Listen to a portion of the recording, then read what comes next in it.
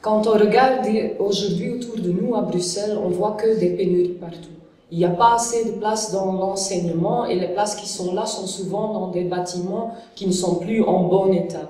Déjà, quand on regarde là, on parle de besoins de plusieurs centaines de millions d'euros pendant que les partis établis, les partis au pouvoir n'ont que quelques dizaines de millions pour ce terrain-là. Le même sur la question du logement. Aujourd'hui, presque la moitié de la population bruxelloise doit dépenser beaucoup trop de leurs revenus pour pouvoir vivre, et ceci souvent dans un logement à bas qualité. Mais si on regarde ce que disent les partis établis et les partis soi-disant de gauche comme le PS et Écolo, ben ils ne parlent plus du logement social. C'est le logement public, parce que ce qu'il faut pour Bruxelles, dans les yeux de cette partie-là, c'est attirer une autre population bruxelloise en lieu de satisfaire les besoins de la population bruxelloise qui est là aujourd'hui. Et on peut dire la même chose sur l'état des soins de santé, où il y a des listes d'attente énormes, le même pour les soins aux personnes âgées, aux personnes handicapées.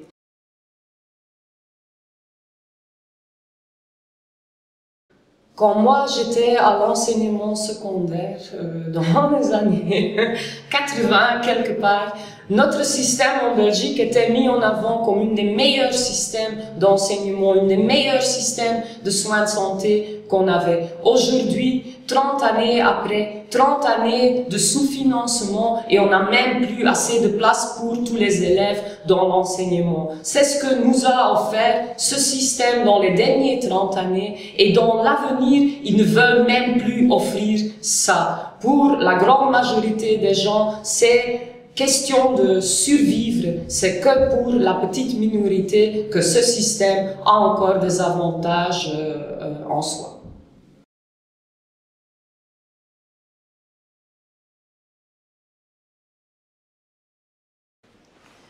Bon, on va entendre des partis au pouvoir ou des partis comme la NVA, mais malheureusement aussi de Écolo et Groen, qu'il n'y a pas de moyens pour ce genre de programme. C'est la crise, c'est ça.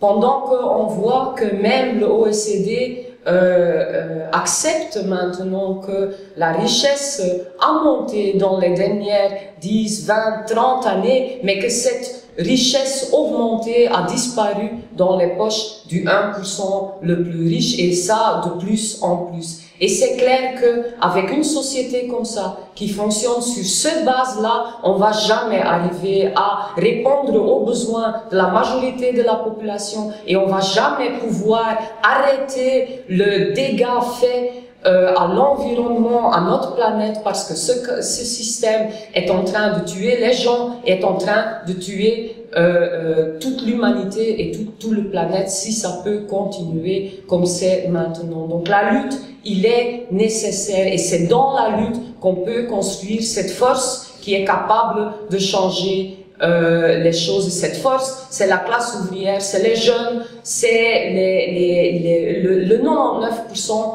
de la population qui peut prendre ce pouvoir si elle s'organise et si elle rentre dans la rue et si elle construit une alternative à ce système avide et meurtrier.